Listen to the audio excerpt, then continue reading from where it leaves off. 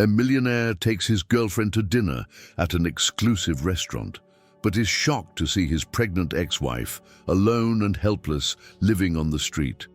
In that moment, memories of the past overwhelm him, making him question his decisions and the true meaning of happiness and love.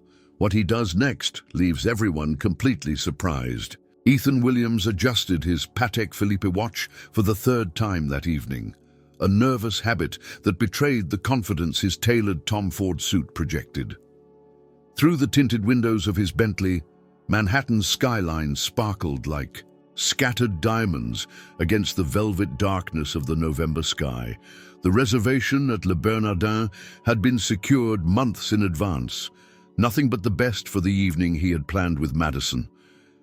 "We're here, sir," his driver announced, pulling up to the curb where Madison Chen waited, a vision in emerald silk that made Ethan's breath catch in his throat. At 38, he had achieved everything he'd ever dreamed of. His hedge fund was thriving, his penthouse overlooked Central Park, and now he had found someone who seemed to understand him completely. Madison's smile lit up as she slid into the car beside him, her perfume carrying notes of jasmine and vanilla. "You look handsome tonight," she said, reaching for his hand. Her touch still sent electricity through him, even after 8 months of dating. "You're stunning," he replied, bringing her hand to his lips. The gesture was romantic, but also helped hide the slight tremor in his own fingers. Tonight had to be perfect. He had orchestrated every detail with the precision that had made him successful in business. The drive to the restaurant was filled with comfortable silence and shared glances. Madison worked as a curator at the Metropolitan Museum of Art, and her refined taste matched his own. They were a perfect match. At least that's what everyone in their social circle said. Yet somewhere in the back of his mind, a nagging voice whispered that he'd heard similar things before with Sarah. He pushed the thought away as they arrived at Le Bernardin. The maitre d' greeted them by name, leading them to a private corner table with a view of the elegant dining room. Crystal glasses caught the light from overhead chandeliers, creating prisms on the pristine white tablecloth. "The chef has prepared a special tasting menu for you this evening," the sommelier announced, presenting a bottle of 1982 Chateau Lafite Rothschild. Madison's eyes widened slightly. She knew her wines, and this was exceptional even by Ethan's standards. As they progressed through courses of caviar, perfectly seared scallops, and butter-poached lobster, Ethan found himself studying Madison's face. She had a way of savoring each bite that showed genuine appreciation for the artistry of the food. It reminded him of how she looked at paintings in her museum with complete presence and understanding. "You've outdone yourself," Madison said between courses, her dark eyes sparkling. "What's the occasion?" Ethan smiled mysteriously. "Can't. I just want to spend a perfect evening with you." The conversation flowed as easily as the wine, touching on Madison's upcoming exhibition of contemporary Chinese art, Ethan's latest business expansion, and their shared plans for a winter trip to the Maldives. Everything felt right, polished, exactly as it should be. Yet as the evening drew to a close and the last plates were cleared away, Ethan felt an inexplicable heaviness in his chest. He had built his life on calculated decisions, on knowing exactly what he wanted and how to get it. Tonight was no different. He had planned every detail to create the perfect romantic evening. They stepped out into the crisp night air, waiting for the valet to bring the car around. Madison huddled close to him, sharing his warmth. The street was relatively quiet for Manhattan, with just a few other well-dressed couples emerging from the restaurant. That's when he saw her. At first, it was just a figure huddled in the shadows of a nearby building, one of the many homeless people that even the city's wealthiest neighborhoods couldn't completely hide. But something about the way she curled into herself, trying to find warmth in a thin jacket, caught his attention. She lifted her head, and the streetlight caught her face. Time seemed to stop, the noise of the city fading to a dull roar in his ears. The woman's cheeks were hollow, her eyes sunken, but he would know that face anywhere. He had woken up to it every morning for 5 years. Sarah? The name escaped his lips before he could stop it. Madison turned to look at him, but he barely noticed. His eyes were fixed on his ex-wife, on the obvious swell of her belly beneath, the threadbare jacket, on the cardboard sign at her feet asking for help. The perfect evening shattered like fine crystal dropped on marble floors, leaving Ethan standing in the fragments of his carefully constructed world, facing a ghost he thought he'd left behind forever. The world had shrunk to a pinpoint of light. Where Sarah sat, huddled against the building's facade, Madison's voice seemed to come from far away, asking if he was all right, but Ethan couldn't tear his gaze from the woman he'd once shared everything with. Sarah's eyes met his, recognition flickering across her features before she quickly looked away, pulling her jacket tighter around herself as if trying to disappear. "I know her," Ethan managed to say, his voice rough. She was my wife." Madison's sharp intake of breath barely registered. Ethan took an involuntary step forward, his expensive shoes scraping against the sidewalk. Sarah's situation seemed impossible. She had come from a good family, had worked as an interior designer. They had lived in a beautiful brownstone in the Upper West Side. How could she be here, pregnant and homeless? "Sarah," he said again, louder this time. She flinched at the sound of her name, but finally looked up at him. Her green eyes, once bright with creativity and life, now held a wariness that made his chest ache. "Hello, Ethan," she said softly, her voice still carrying the slight southern lilt he remembered. "You're looking well." The polite banality of her greeting felt surreal against the backdrop of their circumstances. Ethan's mind raced through their last interactions, the quiet arguments, the final mediation session where they divided their assets. She had received a substantial settlement. He had made sure of it. "What happened?" he asked, taking another step closer. "The money from the divorce." "Please don't," Sarah interrupted, one hand moving protectively over her pregnant belly. "I don't need your help, Ethan. Just go enjoy your evening."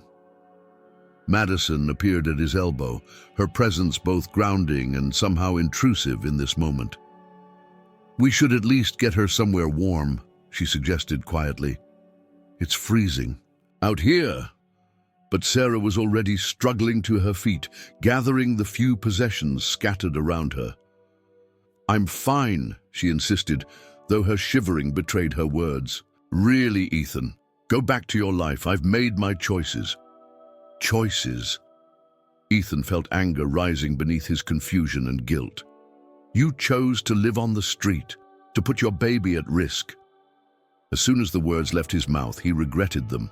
Sarah's face hardened, a glimpse of her old strength showing through her current fragility. "You don't get to judge me," she said, her voice low but firm. "You never did understand, did you? Everything had to be perfect in your world. Perfect house, perfect wife, perfect life. But I was drowning, Ethan, drowning in all that perfection." The words hit him like physical blows.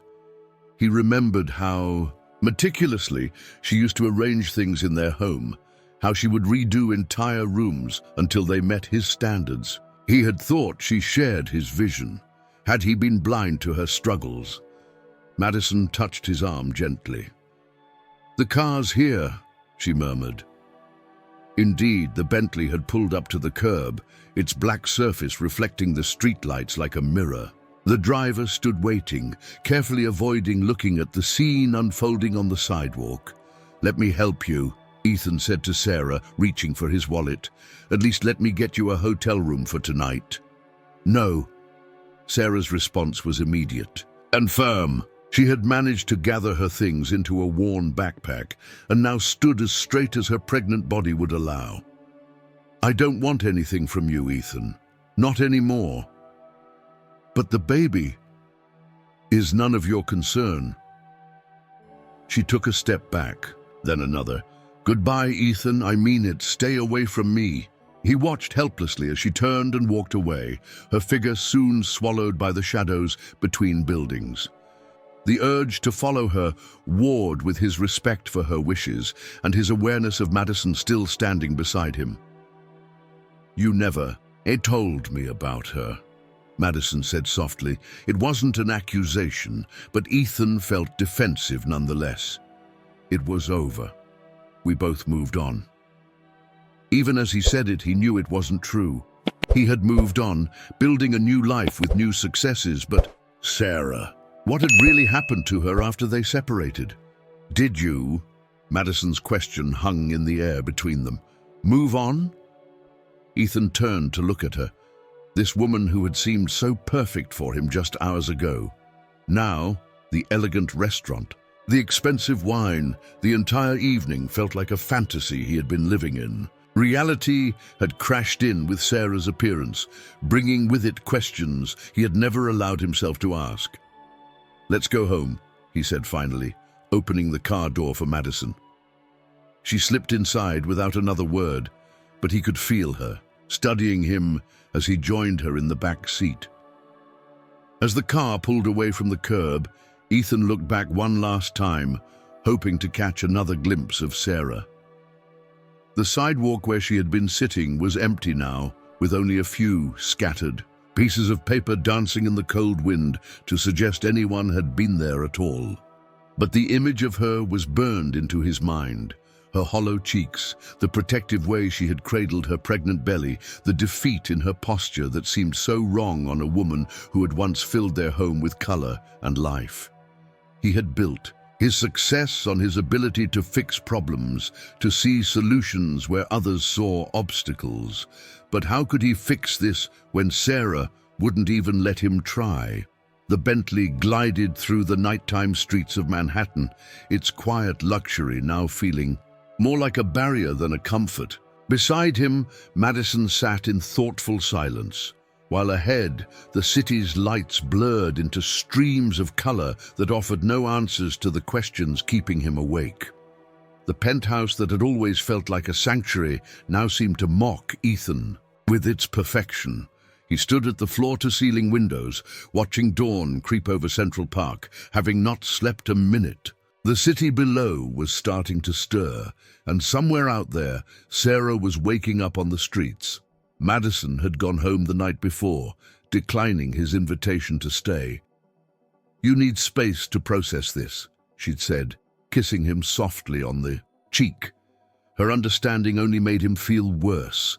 He picked up his phone for the 100th time, scrolling through old contacts. Surely someone knew what had happened to Sarah. They had shared friends once, though most had drifted toward him after the divorce, drawn by his social status and influence. Now he wondered if any of them had tried to stay in touch with her.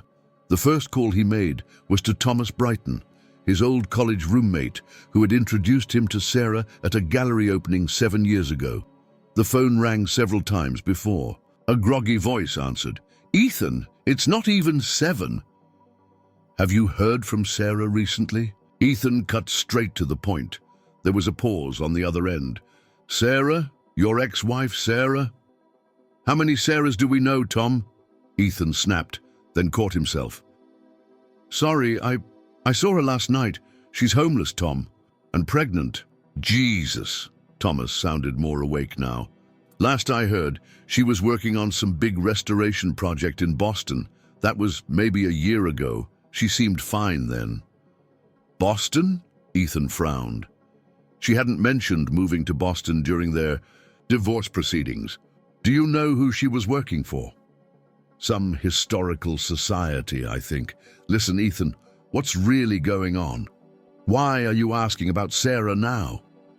Ethan moved away from the window, pacing the polished hardwood floors.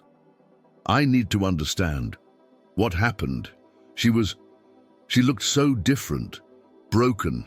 She wouldn't let me help her." "Maybe that's because the last time you tried to help her, you nearly destroyed her career." The words stopped Ethan in his tracks. "What are you talking about, Thomas sighed heavily. The Morton House project, ring any bells? Of course it did.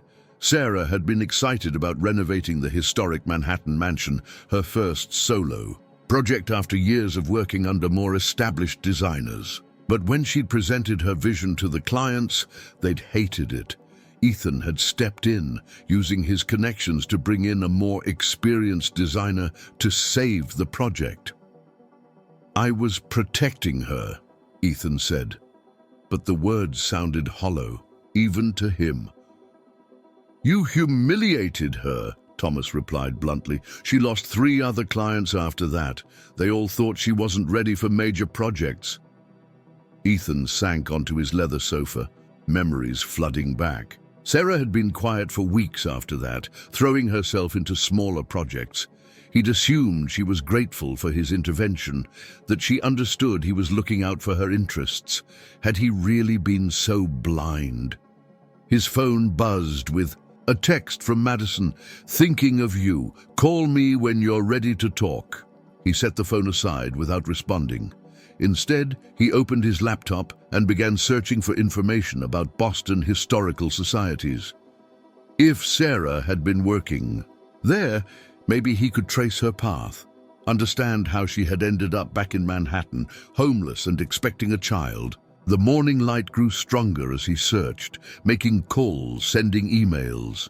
Each dead end only strengthened his determination. He had built his fortune by being relentless, by finding solutions where others saw only obstacles. He could do this. Around 9, his assistant Claire called to remind him about a board meeting. "Reschedule it," he said, surprising them both. In 15 years, he had never missed a board meeting. "Mr. Williams, this is about the Singapore merger." I said, "Reschedule it, Claire."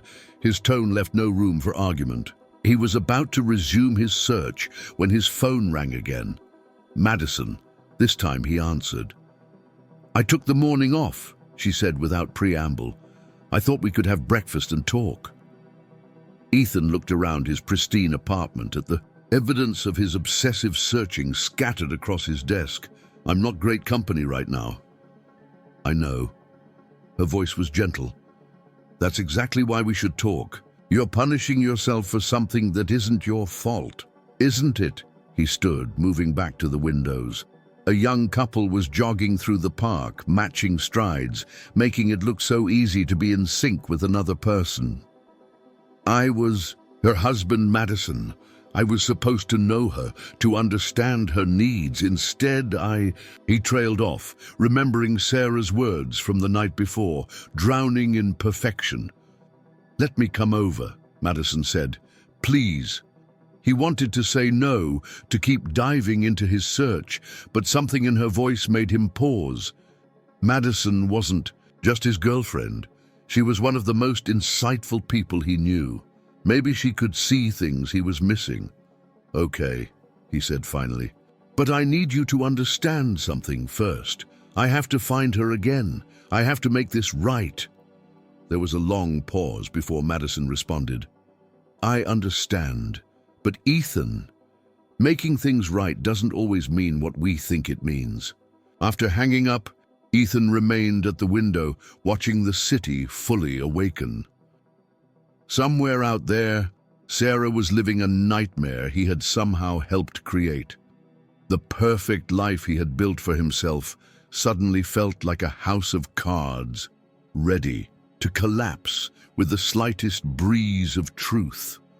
His reflection in the window stared back at him, successful and polished in his expensive clothes. But for the first time in years, he wondered if he was looking at a facade rather than the real man beneath it all. Madison stood in the elevator of Ethan's building, watching the floor numbers climb. In her hand, she clutched a paper bag from Sarah Beth's containing fresh croissants and pain au chocolat, comfort food disguised as breakfast. The night before played on repeat in her mind. The perfect dinner, Ethan's shock, the haunted look in his ex-wife's eyes. When the elevator doors opened to his penthouse, She found Ethan surrounded by papers and multiple open laptops. His usually immaculate hair was disheveled, as if he'd been running his hands through it repeatedly. He barely looked up when she entered. "I think I found something," he said by way of greeting. The Boston Historical Society confirmed she worked on the Hancock Manor renovation last year, but she left suddenly, mid-project, no explanation. Madison set the breakfast bag on the kitchen counter and walked over to him, taking in the chaos of his research. "When was the last time you slept?" "I'm fine." He waved off her concern, but she caught his hand mid-gesture, holding it firmly. "Ethan, look at me." He did, finally, and she saw the torment in his eyes. This wasn't just guilt or shock anymore. This was something deeper, something that threatened to consume him. "I know you want to help her," Madison said carefully, "but you need to consider that she might not want your help. She made that pretty clear last night." "You don't understand," he began, but Madison cut him off. "Maybe I understand more than you think." She moved to the window, gathering her thoughts. "When I was 12, my mother left us. Just packed up and disappeared one day. My father spent months trying to find her, convinced he could fix whatever had gone wrong. But sometimes people leave because they need to, not because they're waiting to be rescued." Ethan stood up, coming to stand beside her. "Sarah's different. She's pregnant, living on the streets. No one chooses that." "No," Madison agreed softly. "But she might have chosen to avoid asking you for help, even in those circumstances. Have you considered what that means?" The question hung in the air between them. Madison watched Ethan's reflection in the window, saw him struggling with implications he didn't want to face. She had always admired his drive, his determination to succeed. But now she was seeing the flip side of those qualities, an inability to accept situations he couldn't control. "I did something else this morning," she said after a moment. "I called some contacts at women's shelters in the city." She felt Ethan tense beside her. "Not to find her," she added quickly. "To understand. The director at Hope Haven told me something interesting. She said many of their residents are women who left seemingly perfect lives." "Sarah didn't leave a perfect life," Ethan protested. "We had problems, like any couple. But did you ever really talk about those problems?" Madison turned to face him. "Or did you just try to fix them?" Ethan's silence was answer enough. Madison reached for the breakfast bag, unpacking it slowly. The familiar routine of setting out food gave her time to choose her next words carefully. "Last night, before we saw Sarah, you were going to tell me something, weren't you?" He looked, startled. "What makes you say that?" "The wine you chose, the private table, the way you kept checking your pocket." She laid out the croissants on a plate. "I've curated enough romantic art to recognize a carefully planned moment when I see one." Ethan's hand moved unconsciously to his jacket pocket, where Madison suspected a ring box still waited. "It doesn't matter now," he said. "Doesn't it?" She kept her voice gentle. "Because from where I stand, it matters very much. Not just the moment itself, but what it represents. You'll need to orchestrate the perfect proposal, just like you orchestrate everything else in your life." "That's not fair," he said, but there was uncertainty in his voice. "Maybe not.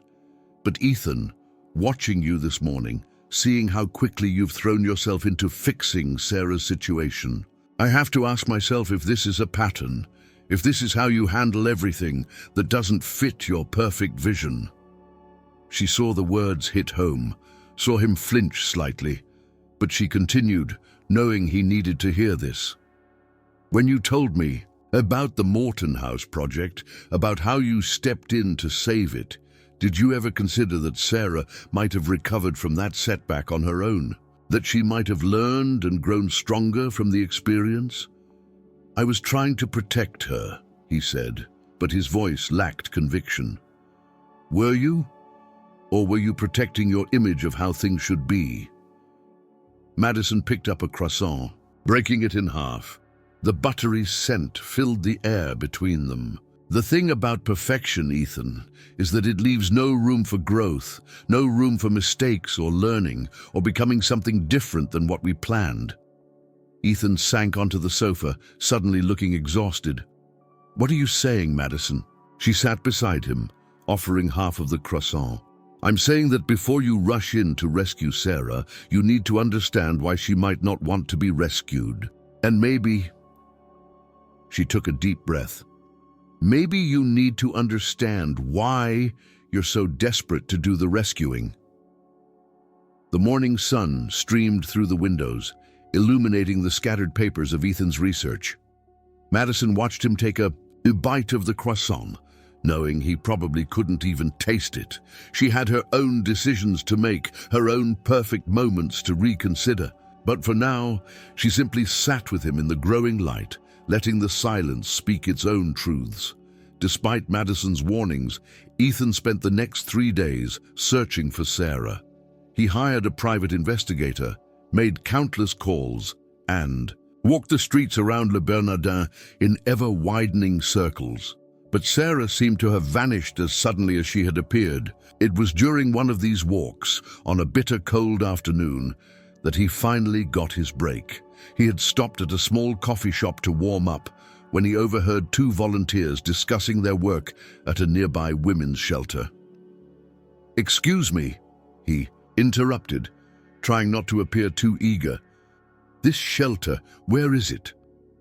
20 minutes later, he stood outside a modest building in the East Village, its red brick facade distinguished only by a small sign reading St. Agnes Women's Center. His heart pounded as he pushed open the door. The woman at the front desk looked up from her computer, her expression guarded. "Can I help you?" "I'm looking for someone," Ethan began. But before he could continue, a familiar voice cut through the air. "He's looking for me, Angela." Sarah stood in a doorway to his left, wearing an oversized sweater that did little to hide her pregnancy. She looked marginally better than she had that night. Cleaner, at least, though still too thin for someone in her condition. "Are you sure you want to talk to him?" Angela asked, her protective instinct obvious. Sarah nodded. "It's fine. We can use the garden." The garden turned out to be a small courtyard with a few wooden benches and winter-dormant planters.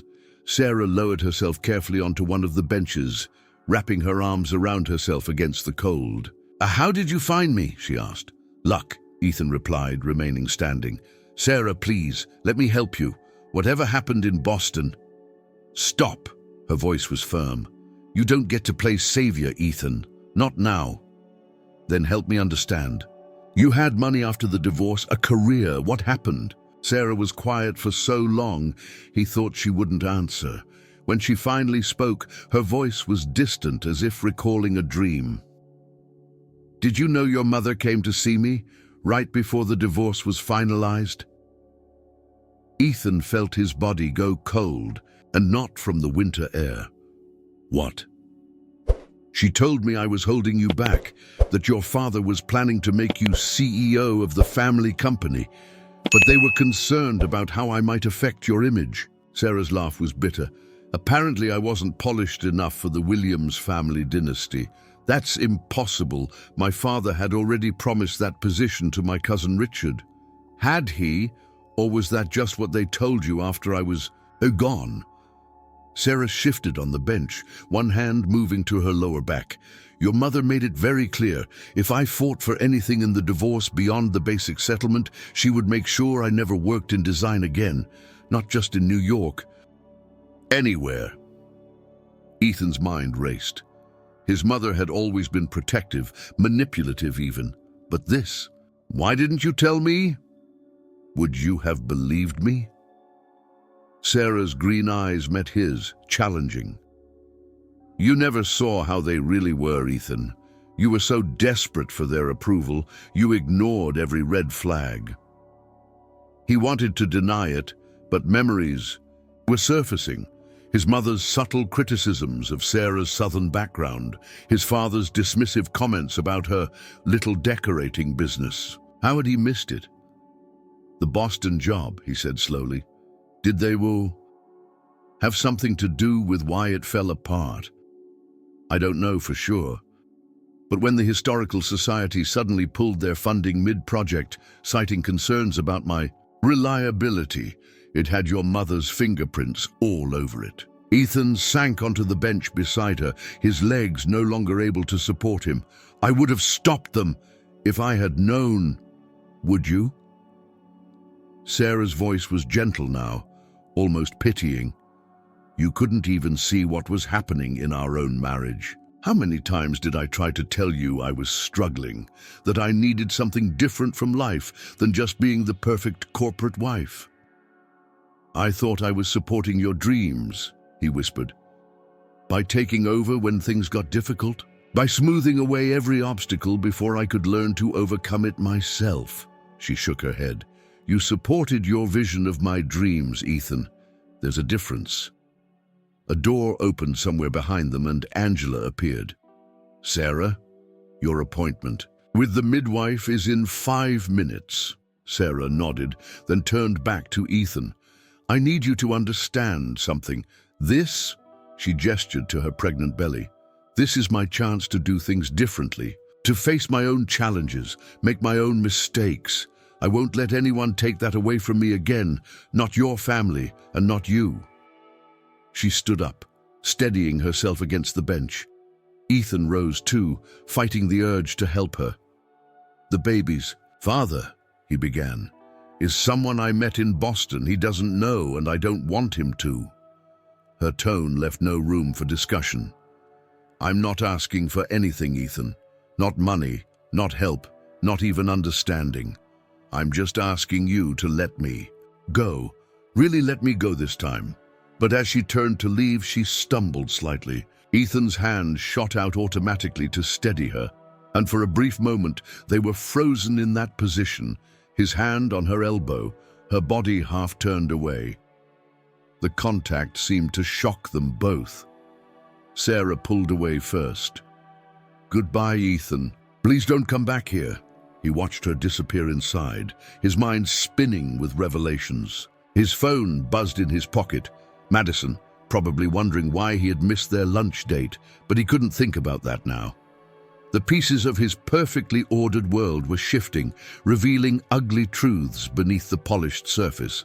In the garden's winter silence, Ethan finally began to understand that some forms of help were really just another kind of control, and that the hardest person to see clearly might be yourself. Madison wasn't at the Metropolitan Museum of Art. When Ethan finally arrived, 2 hours late for their lunch date, her assistant informed him that she had left early, citing a personal matter. The knowledge sat heavily in his stomach as he made his way to her apartment in the West Village.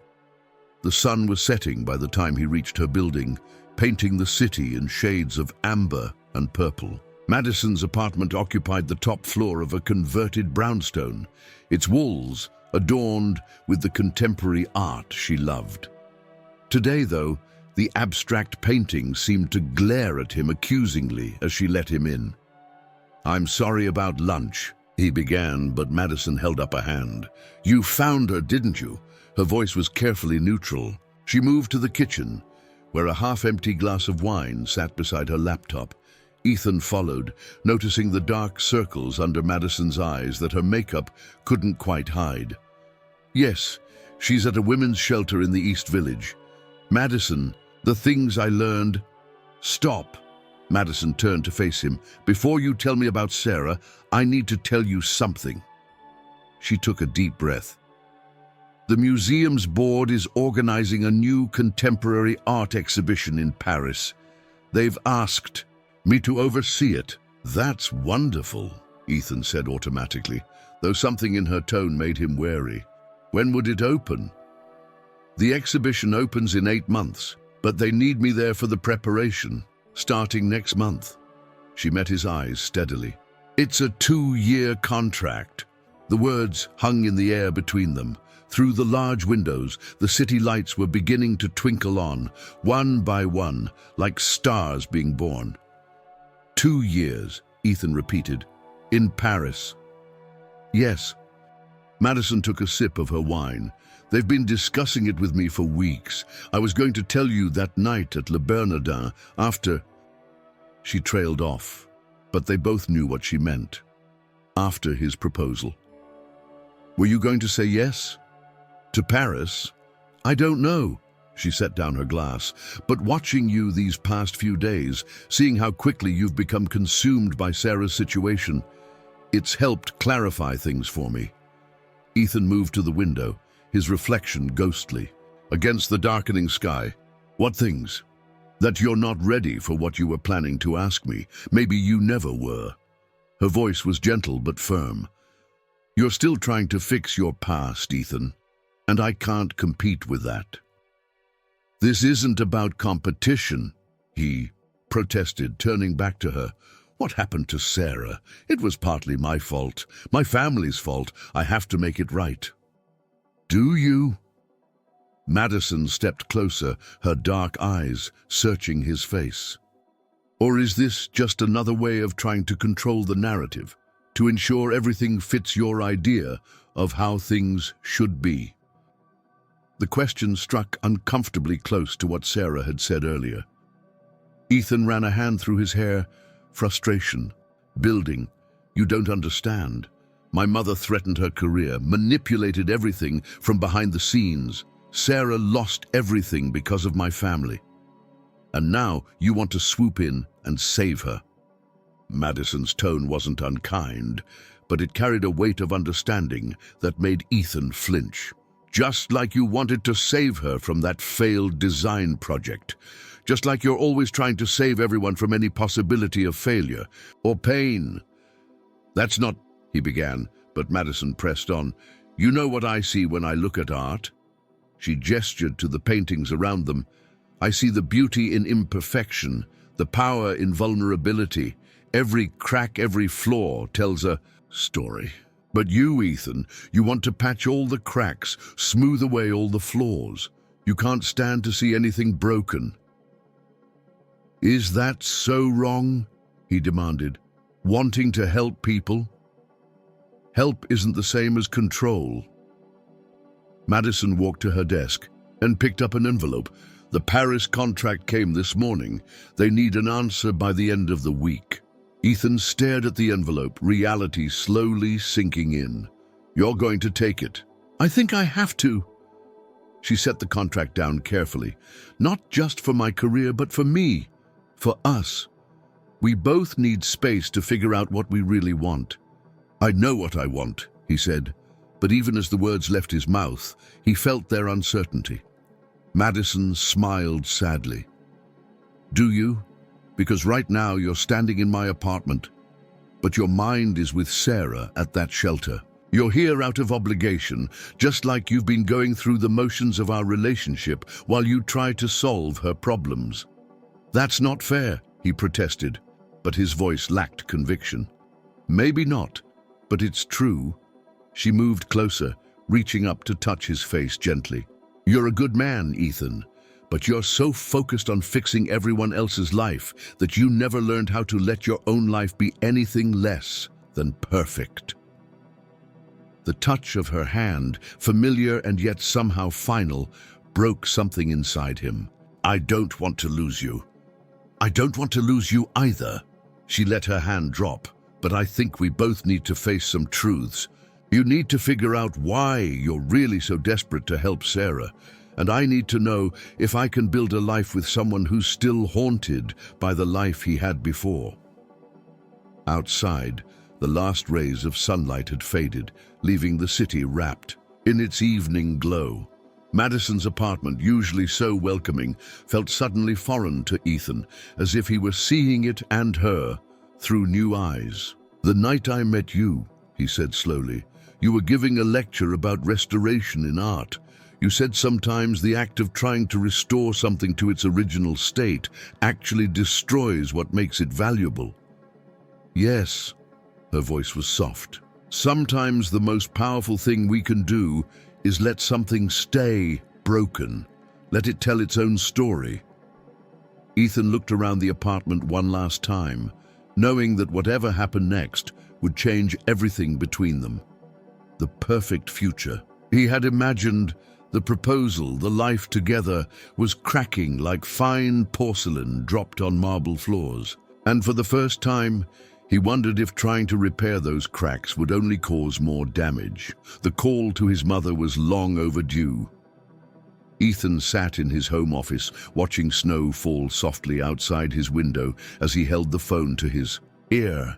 Each ring seemed to stretch longer than the last, until finally Eleanor Williams's cultured voice answered.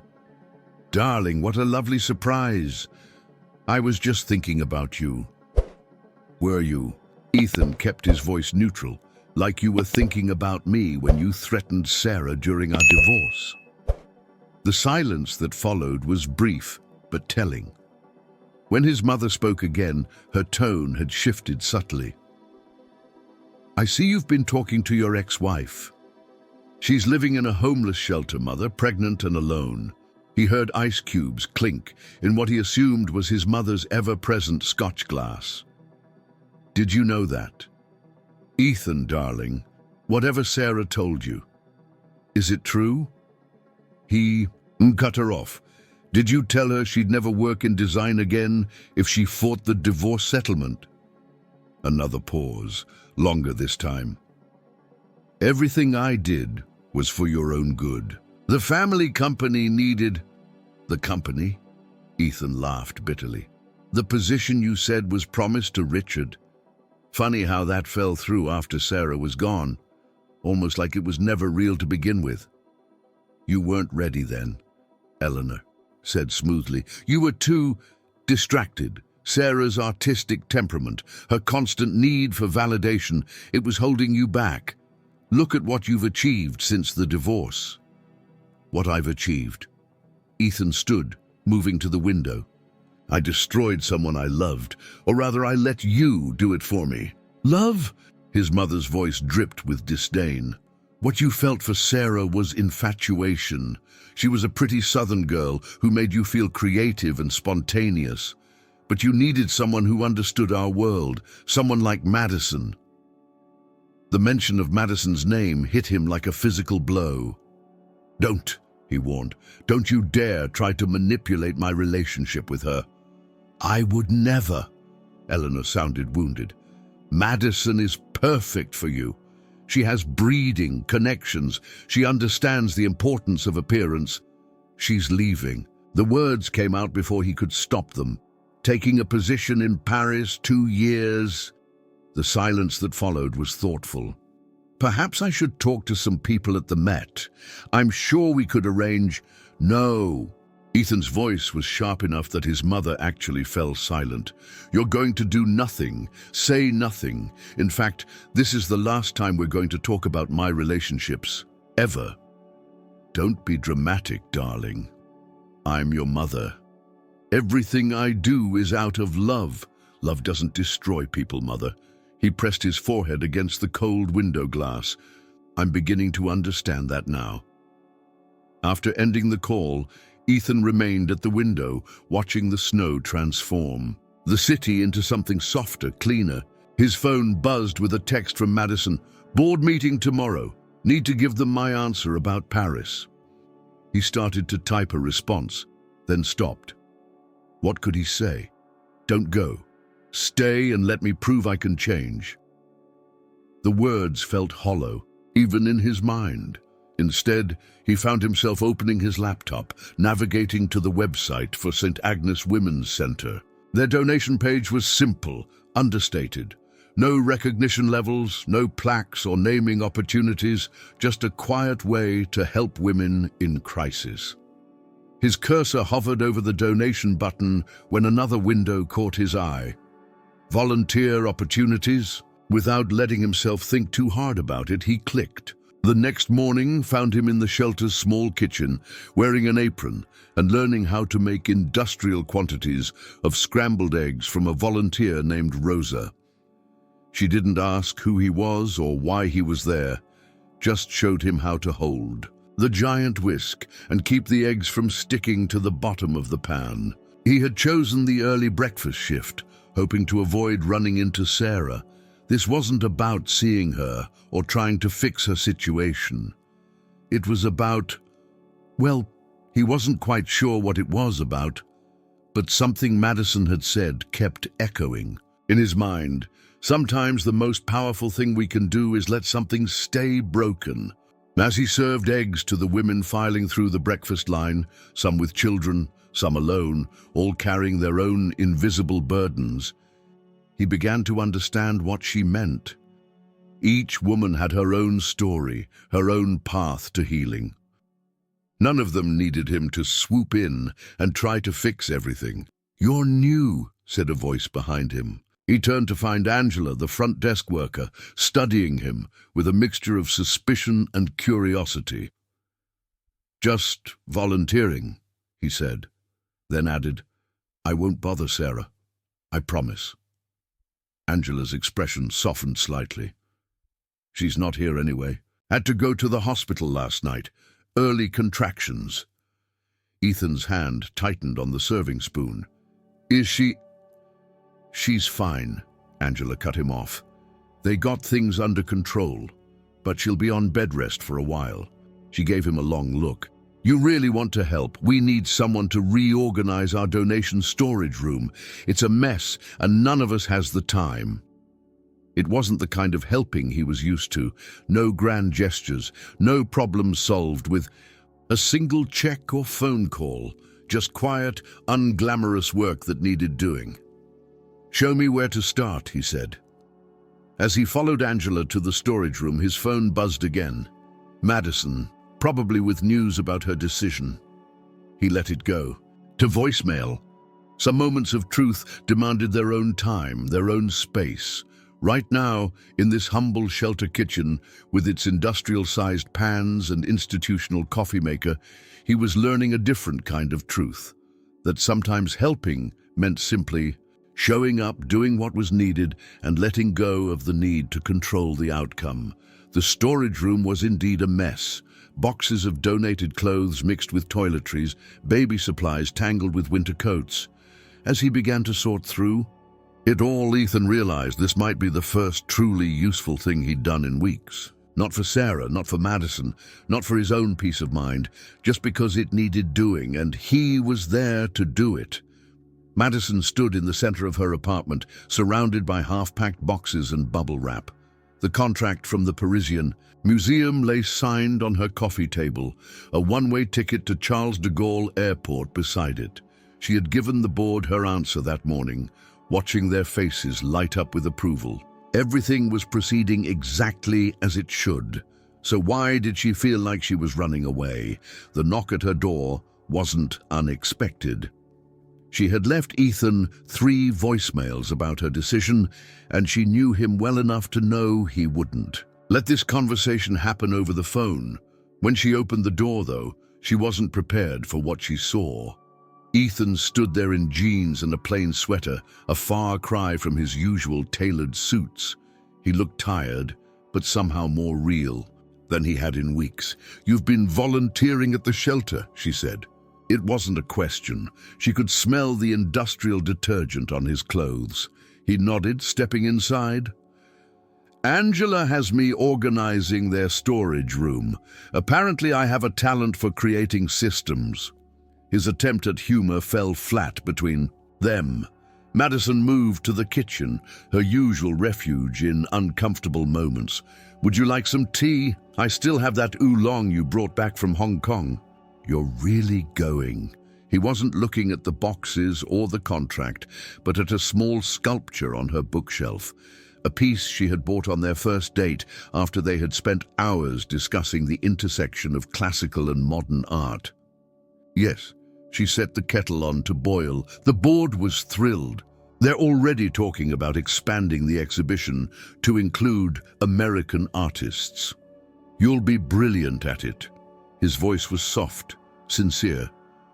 "You always see the connections that others miss." The kettle's whistle saved her from having to respond immediately.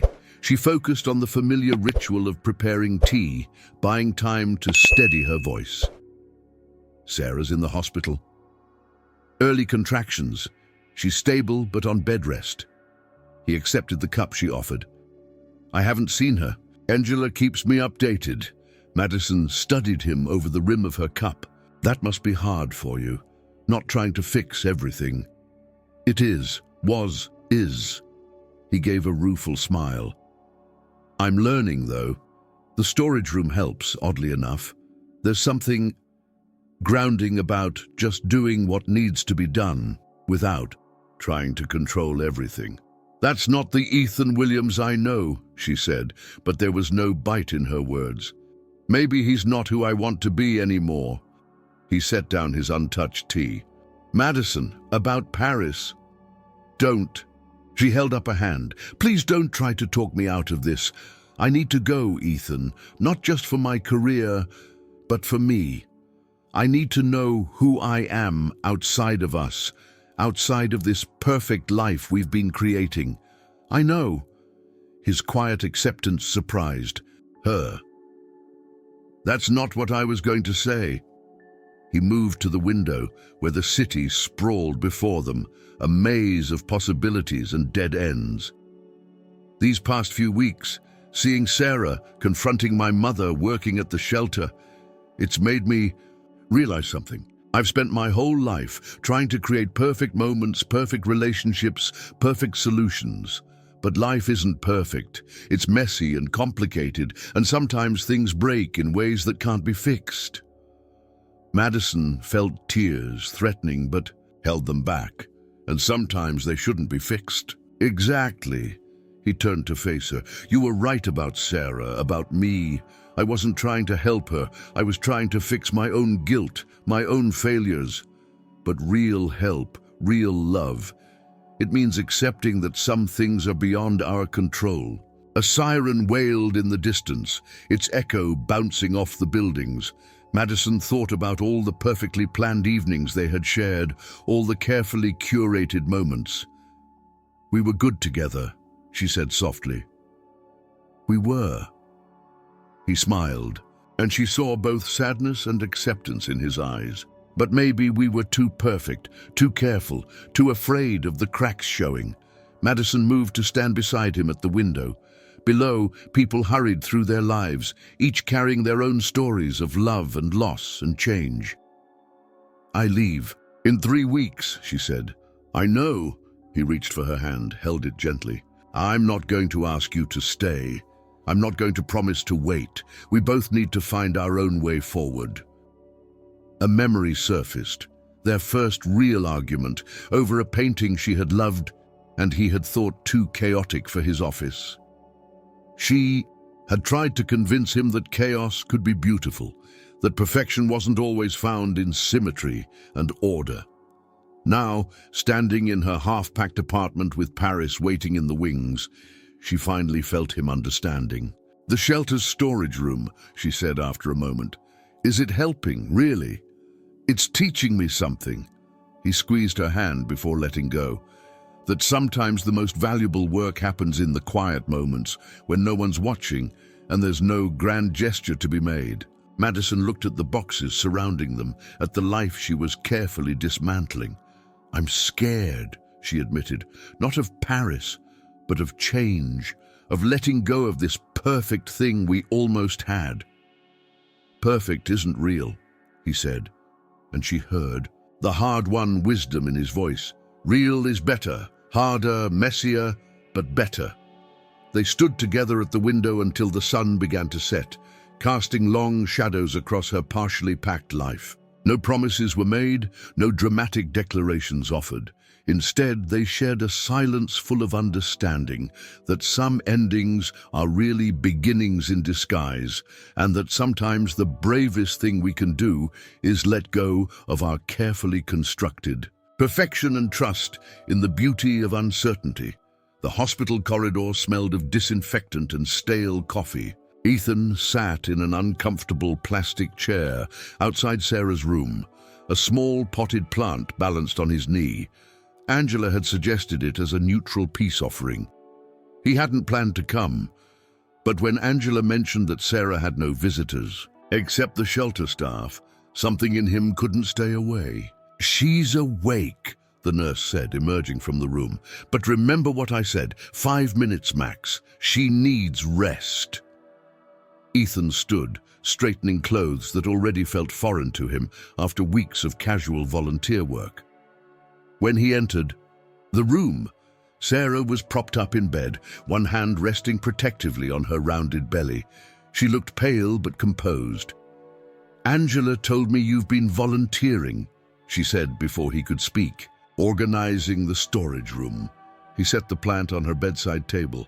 It needed doing. "That's not very dramatic, not very Ethan Williams." "Maybe I'm tired of being Ethan Williams." He remained standing, maintaining a careful distance. "The doctors say you and the baby are stable now." Sarah nodded, adjusting her position slightly. "Bed rest for at least 3 more weeks. Angela's arranged for me to stay at the shelter's residential facility when I'm released. They have medical supervision there." "Good, that's good." He struggled to find the right words that wouldn't sound like he was trying to take control. "I talked to my mother." Sarah's hand tightened on the blanket. "Ethan, no, please. Let me finish." He moved to the window, looking out at the gray February sky. "I confronted her about what she did to you, about the threats, the manipulation. I should have seen it happening, should have protected you from her." "You couldn't have protected me," Sarah said softly. "You didn't even see who she really was, who you really were." He turned back to her. "I know. I was so focused on creating this perfect life, this perfect image, that I couldn't see how it was suffocating everyone around me. You, Madison." "Madison?" Sarah's expression showed genuine concern. "What happened?" "She's moving to Paris, got an amazing opportunity at a museum there." He managed a small smile. "She helped me understand some things about myself, about why I couldn't just let you handle your own life when I saw you again." Sarah was quiet, for a moment studying him. "You look different," she said finally, "less polished. 3 weeks of sorting donated clothes will do that to you." His attempt at humor earned him a slight smile. "Sarah, I'm not here to try to fix things or take over. I want you to know that if you need anything, not from me, but from the shelter, I've set up a fund. Anonymous. Angela will administer it." "Ethan, please, let me finish. The fund isn't just for you, it's for all the women at the shelter, for childcare, job training, whatever they need. Angela will make all the decisions. I won't be involved beyond providing the money." Sarah's expression softened slightly. "That's actually thoughtful. In a non-controlling way." "I'm learning." He glanced at his watch, aware of the nurse's 5-minute limit. "There's something else. The Morton House project. I made some calls. Told them the truth about what happened, about how I interfered. They're interested in talking to you again, when you're ready." "I'm having a baby," she reminded him. "My life is a bit complicated right now." "I know. That's why I said, when you're ready. No pressure, no timeline. The opportunity will be there if and when you want it." He moved toward the door. "Your life is yours, Sarah. I'm sorry I ever tried to make it anything else." "Ethan?" Her voice stopped him at the threshold. "Thank you for understanding. Finally." He nodded, not trusting himself to speak, and stepped into the hallway. The nurse gave him an approving look as she went back in to check on Sarah. Outside the hospital, the city was wrapped in a light drizzle that seemed to soften all the hard edges. His phone buzzed, a text from Madison sending a photo of her empty apartment, now packed into boxes. "Last night in NYC," the message read, "having goodbye drinks with the museum staff at 7. Join us." He stared at the message for a long moment. Part of him wanted to say no, to avoid the emotional complexity of a public goodbye, but he thought about what he was learning about letting things be imperfect, about accepting endings and beginnings in whatever messy form they took. "I'll be there," he typed back. The shelter was on his way home. He found himself turning down its familiar street, drawn to the simple certainty of work that needed doing. Angela looked up as he entered, raising an eyebrow at his more formal attire. "We got 3 boxes of winter coats in this morning," she said. "Could use some help sorting them." Ethan rolled up his sleeves, the familiar motion now comfortable. "Where do you want me to start?" As he worked in the basement storage room, organizing coats by size and condition, he thought about Sarah in her hospital bed, about Madison, packing up her life, about all the women who would come through these shelter doors, seeking not perfection, but simply a chance to rebuild. The work was simple, methodical, real. No grand gestures, no dramatic solutions. Just one coat at a time, one small step toward whatever came next. Later, he would go say goodbye to Madison, would wish her well in her new life with genuine hope for her happiness. Later, he would continue to learn how to be useful without being controlling, how to care without trying to fix everything. But for now, he sorted coats in a basement room that smelled of mothballs and possibility, and felt, for the first time in weeks, like he was exactly where he needed to be. The bar where Madison's colleagues had gathered was exactly the kind of place Ethan would have dismissed a few months ago.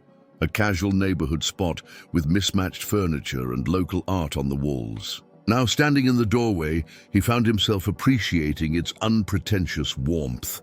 Madison spotted him first, raising her wineglass in acknowledgement.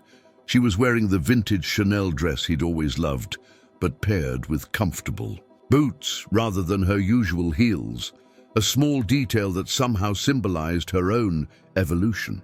"You came," she said as he approached, her smile genuine but tinged with sadness. "Of course." He accepted the glass of wine someone handed him, noting it was nothing special, just a decent house red. "I wouldn't miss saying goodbye." Around them, Madison's museum colleagues chatted and laughed, sharing stories and inside jokes. They had welcomed him into their circle before, but always with a slight reserve, as if sensing he didn't quite belong in their more bohemian world. Tonight, though, something was different. "You look good," Madison said, studying him, more relaxed. 3 weeks of manual labor will do that. He smiled, thinking of the storage room he'd left just hours ago. "How are you feeling about tomorrow?" She took a thoughtful sip of wine. "Scared, excited, ready." Her eyes met his. "Did you see Sarah today?" "Yes." He told her about the hospital visit, about the fund he'd set up, about Sarah's cautious acceptance of his new approach to helping. "You really are changing," Madison observed. The old Ethan would have bought the hospital and installed a private medical team.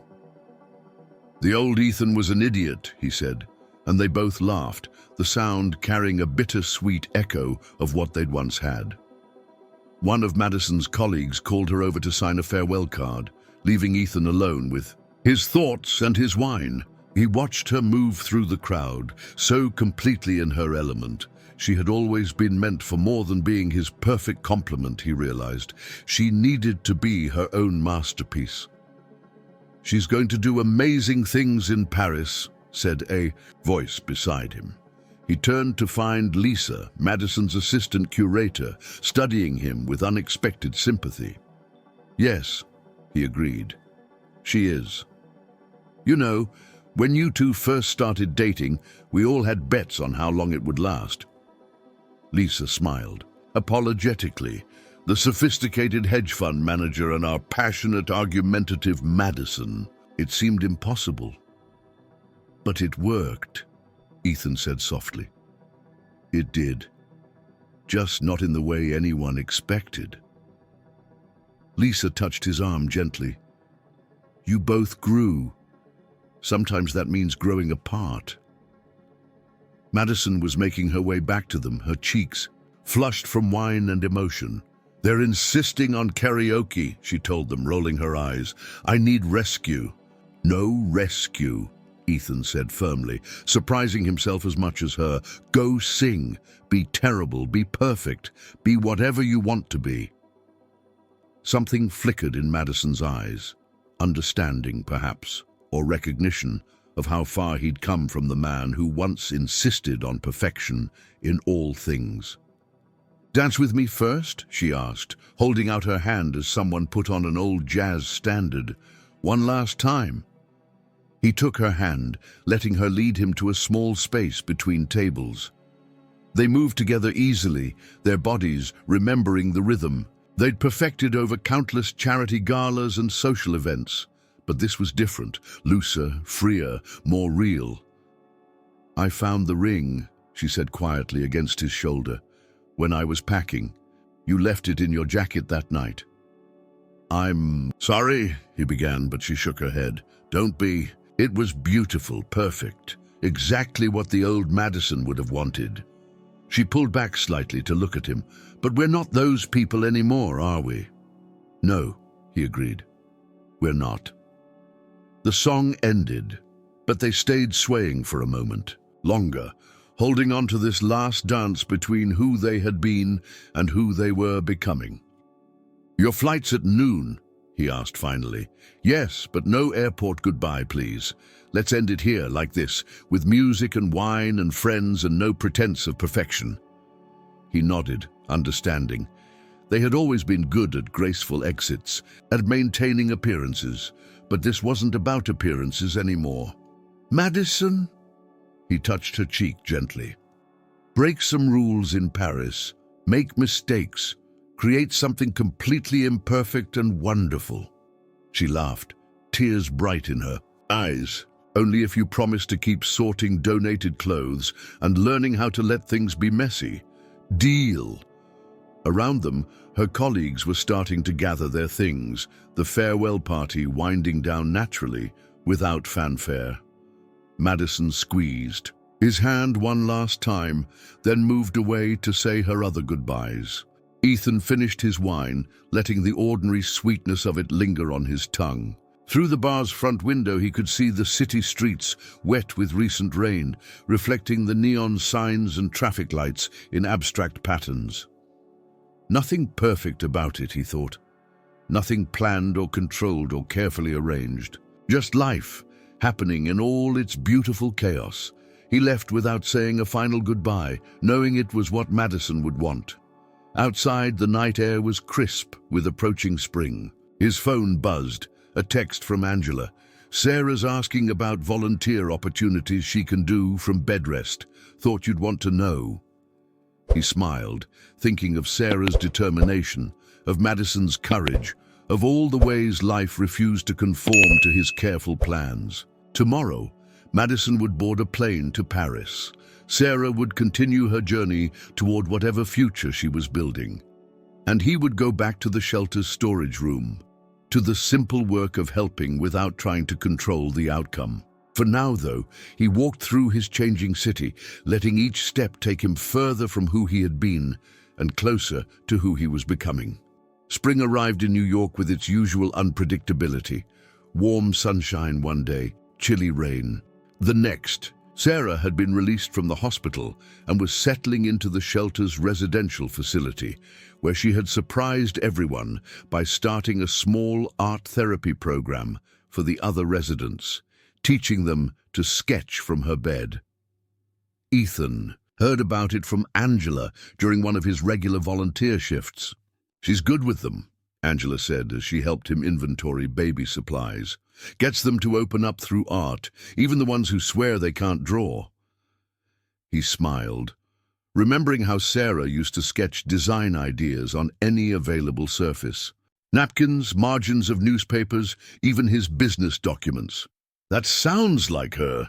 She's asking about you, you know. Angela gave him a measured look. Not directly, but she wants to know if you're still volunteering. Tell her I'm right where I need to be, he replied, counting diaper packages, in the basement, doing inventory. The work had become a form of meditation for him. Each item, catalogued, each box organized, represented a small way of helping without attempting to control the outcome. He thought of Madison sometimes, wondering if she was finding her own form of freedom in Paris. Her Instagram showed glimpses of her new life: coffee at sidewalk cafes, late nights at the museum, new friends with artistic expressions he would have once found too unconventional. "Mr. Williams?" A young volunteer appeared at the door. "There's someone here to see you." He followed her upstairs, expecting perhaps a delivery or another volunteer. Instead, he found Sarah sitting in the front reception area, her hands folded over her pregnant belly. "I can draw anywhere," she said by way of greeting, "even in a storage room." He stood uncertainly, aware of Angela watching from her desk. "You should be resting." "I've been resting for weeks." Sarah patted the chair next to her. "Angela says you've reorganized the entire donation system." "It needed doing," he said, sitting down. "The art therapy was a good idea. It gives them a way to express things they can't say." She pulled out a small sketchbook. "I've been drawing too. Different things than before." She opened the book, showing him rough sketches of women's faces. Shelter residents, he realized, captured in moments of both struggle and strength. They weren't the polished architectural drawings she'd once been known for, but they held a raw emotional truth that took his breath away. "These are incredible," he said honestly. "They're messy," she replied. "Imperfect, like life." She turned another page, revealing a self-portrait that showed her as she was now, pregnant, uncertain, but with a determination in her eyes that he remembered from their early days together. "I'm not going back to the Morton House project." "Oh." He tried to hide his disappointment. "I understand." "No, you don't," she said, but gently. "I'm not going back because I'm starting something new. Here, at the shelter. Art therapy, yes, but also design workshops. Teaching women how to create spaces that heal, that empower. Angela's helping me set it up." Ethan felt something shift inside him, not the old urge to take control, but a genuine appreciation for her vision. "That sounds perfect." "Not perfect," she corrected. "Real, which is better." She closed the sketchbook. "I heard about Madison, I'm sorry." "Don't be." She needed to go to become who she's meant to be. "We all do in our own ways." Sarah studied him thoughtfully. "You really have changed, haven't you?" "I'm trying, every day." He gestured at their surroundings. "This place helps, the work, the people. It's all so beautifully, messily real." "That's why I came down here today," Sarah said, "to tell you that I understand now. What you're doing here, it's not about me anymore. It's not about fixing the past or controlling the future. It's about being present, being useful." A woman entered the shelter then, clutching a small child's hand. Angela rose to greet them, her manner warm and professional. They all watched as she led the newcomers to the intake area, the first step in their journey to whatever came next. "I should get back to the storage room," Ethan said. "We got a big donation of children's clothes that needs sorting. And I should get back to bed before Angela scolds me." Sarah struggled to rise, and this time, when Ethan offered his hand, there was no tension in the gesture, just one human being helping another. "Sarah," he spoke as she turned to leave. "The fund I set up, use it for your program, whatever you need." She nodded, understanding that this wasn't him trying to control things, but simply offering resources for something that mattered. "Thank you for everything." "Even the mistakes?" "Especially the mistakes." She smiled. "They led us here, didn't they?" As she made her way carefully back to the residential wing, Ethan thought about all the paths that had brought them to this moment. The perfect life he'd tried to build, the control he'd tried to maintain, the lessons he'd had to learn about letting go. Down in the storage room, he returned to his inventory. Each item counted was a small act of service. Each box organized a step towards something larger than himself. Through the basement window, he could see the feet of people passing by on the sidewalk above, each carrying their own stories of loss and hope and change. He picked up his clipboard and continued counting, finding peace in the simple act of being useful, of letting life unfold in its own imperfect way. The call came on a warm May morning. Ethan was in the middle of teaching a new volunteer how to use the shelter's inventory system when Angela appeared in the doorway, her expression urgent. "Sarah's in labor," she said simply. The news sent a ripple through the shelter. Over the past months, Sarah had become more than just another resident. Her art therapy program had transformed lives, giving women a voice they hadn't known they possessed. Now these same women gathered in the common room, sharing quiet prayers and positive thoughts for her and her baby. Ethan remained in the storage room, continuing his work with steady hands, even as his mind raced. He had learned enough about boundaries to know that this moment wasn't about him. Sarah had her own support system now, her own chosen family among the shelter's residents and staff. Hours passed. He sorted donations, updated spreadsheets, trained the new volunteer. Just another day of necessary work. But he couldn't help, glancing at his phone every few minutes, waiting for news. Finally, as evening approached, Angela found him again. "Healthy baby girl," she announced, smiling. 7 pounds, 3 ounces, they're both doing well. Ethan let out a breath he hadn't realized he was holding. "Good. That's wonderful." "Sarah asked for you," Angela added, watching him carefully. "She wants you to meet her daughter." The hospital corridor felt familiar now, but everything else was different. When he reached Sarah's room, he found her propped up in bed, looking tired but radiant. In her arms, a tiny bundle stirred. "Come in," she said softly. "Meet Alice." Ethan approached slowly, taking in the sight of his ex-wife and her newborn daughter. The baby had a shock of dark hair and tiny, perfect fingers that curled around Sarah's thumb. "Alice," he repeated. "It's beautiful." "Thank you." Sarah adjusted the blanket around her daughter. "Not just for the name, for everything. The fund, the support, the space to find my own way." "I didn't do anything," he protested. "You did it all yourself." "No." She shook her head. "You learned how to help without trying to control. Do you know how rare that is? How precious?" Through the window, the setting sun painted the room in shades of gold. Somewhere in Paris, Madison would be starting her day, perhaps walking to her museum along streets that had begun to feel like home. Her latest Instagram post had shown her giving a lecture, her hands animated as she explained some artistic concept to a rapt audience.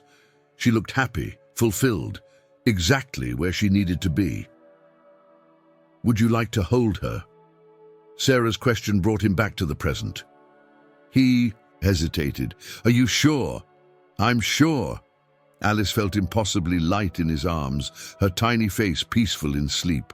Looking at her, Ethan felt the last pieces of his old self, the need to control, to perfect, to manage every outcome, finally fall away.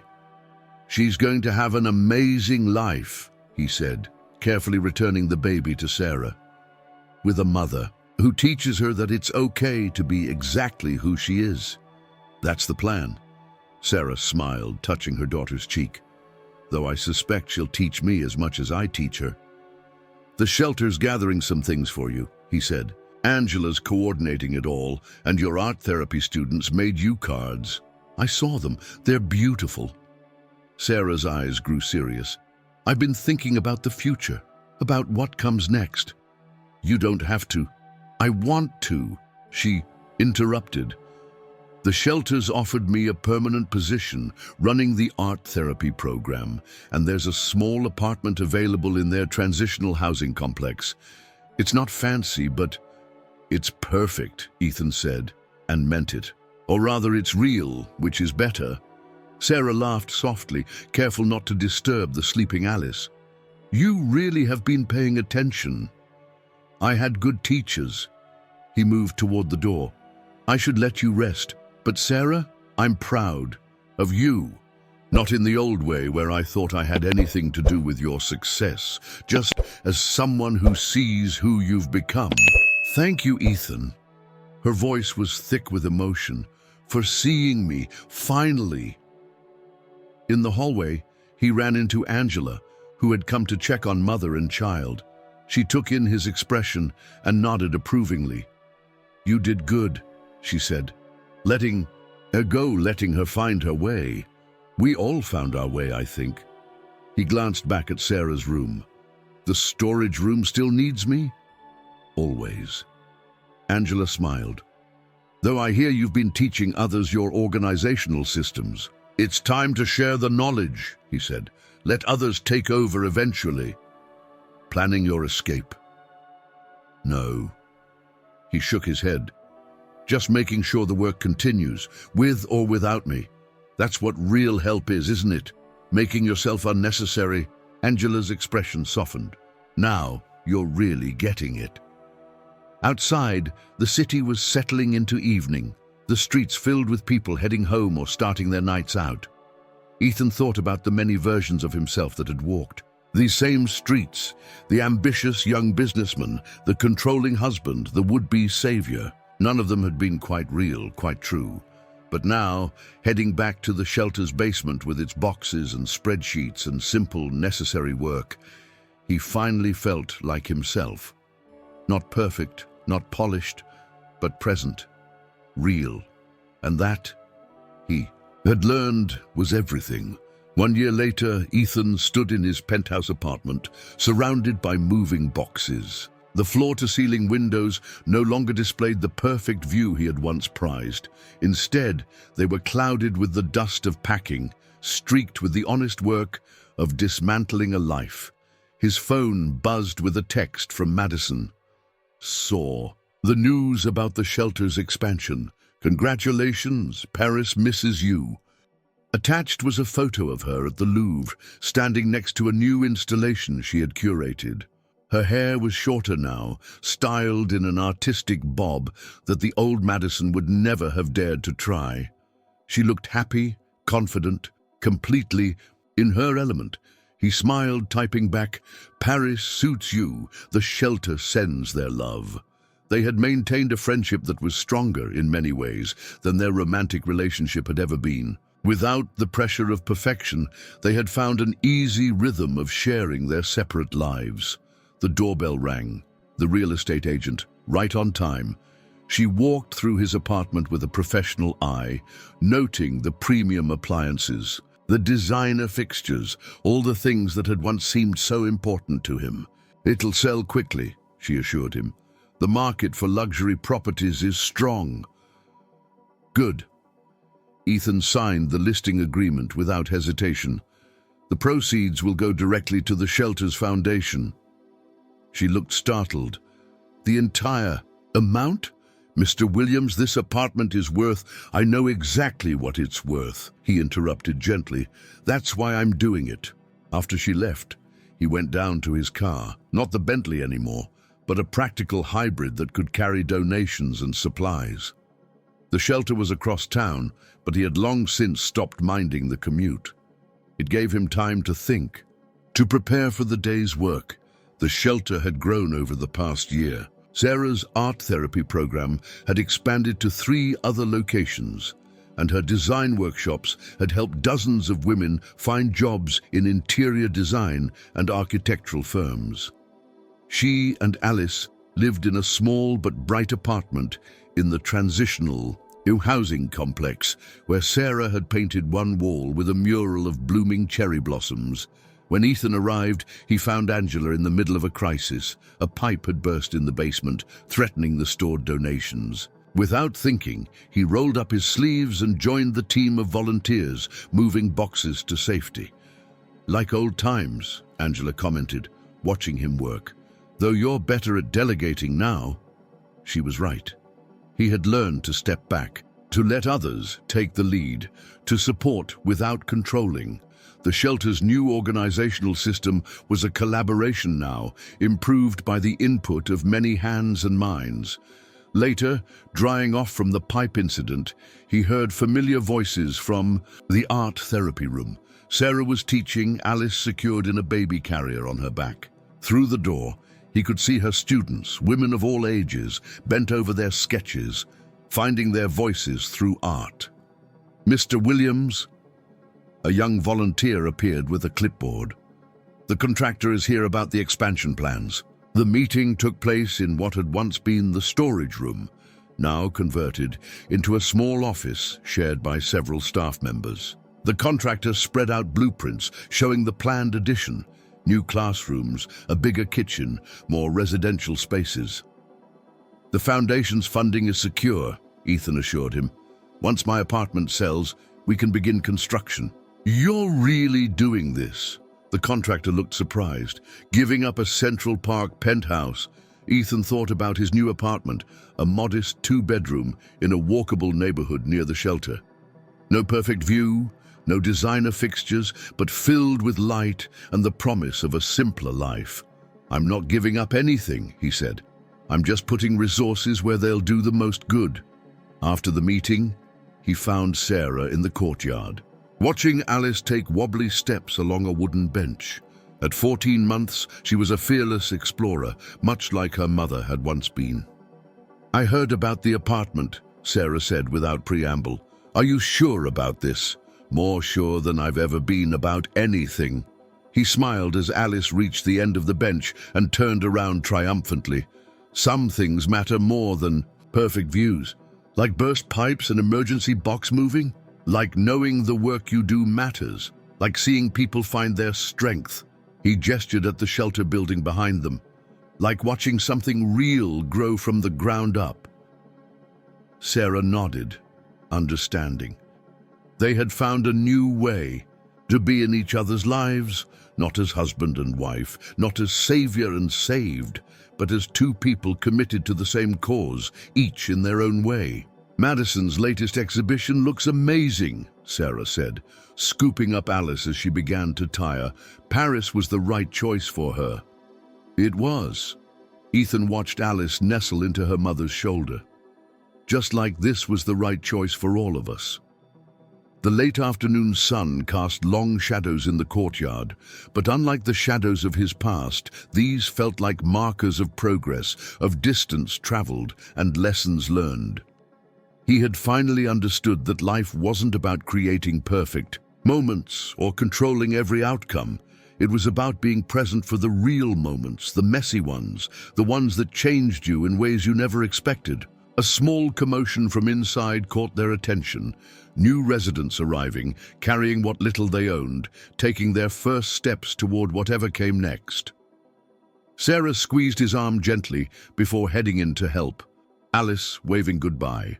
Over her shoulder, Ethan remained in the courtyard for a moment longer, listening to the sounds of the shelter, voices calling in different languages, children laughing, the steady hum of necessary work being done. This was his life now, and for the first time, he didn't need it to be anything other than exactly what it was. The shelter's 5th anniversary celebration was nothing like the charity galas Ethan had once frequented. Instead of crystal chandeliers and champagne, the courtyard was decorated with strings of market lights and handmade paper lanterns created by the art therapy program. Children darted between tables laden with potluck dishes, while women from a dozen different countries shared their stories and their food. Ethan stood to the side, watching it all unfold. The expansion had transformed the shelter into something beyond what any of them had initially imagined. Sarah's art therapy program had become a model for shelters across the country, and the design workshop had placed graduates in firms from New York to California. Penny for your thoughts?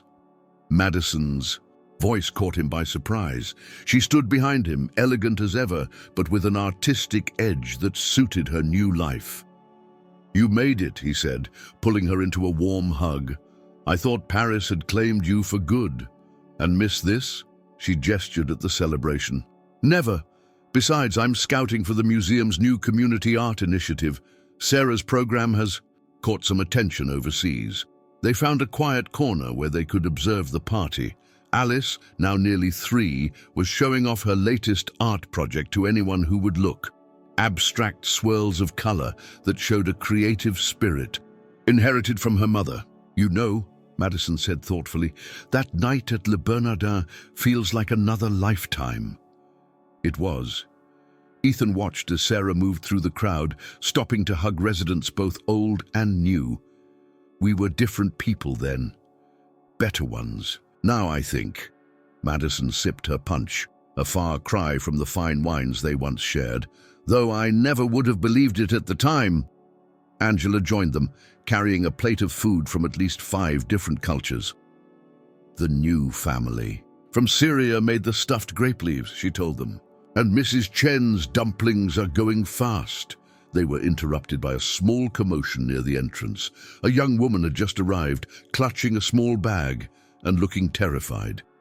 Sarah was already moving to greet her, her manner gentle and understanding. That was me once, a voice said. They turned to see Maria, one of the shelter's first success stories, now a junior designer at a prestigious firm. Scared, alone, thinking it was the end of everything, turned out to be the beginning. Ethan watched as Sarah led the newcomer inside, remembering how she had once been the one needing shelter. Now she was the one offering it, along with something equally precious, the understanding that came from having walked the same path. The shelter's board meets next week, Angela told Madison. We're discussing expanding the art therapy program to Paris. Interested in being our overseas coordinator? Madison's eyes lit up. Really? That would be perfect. The museum's been looking for community outreach opportunities. As they discussed the possibilities, Ethan felt a tug at his pants leg. Alice stood there, holding up a painting with pride. For you, she said solemnly. It's the shelter. He crouched down to examine her artwork. In the bright, random strokes of a toddler's painting, he could somehow see it, not the physical building, but the spirit of the place. The chaos of colors spoke of life in all its messy, beautiful complexity. It's perfect, he told her, and meant it in a way his old self never could have understood.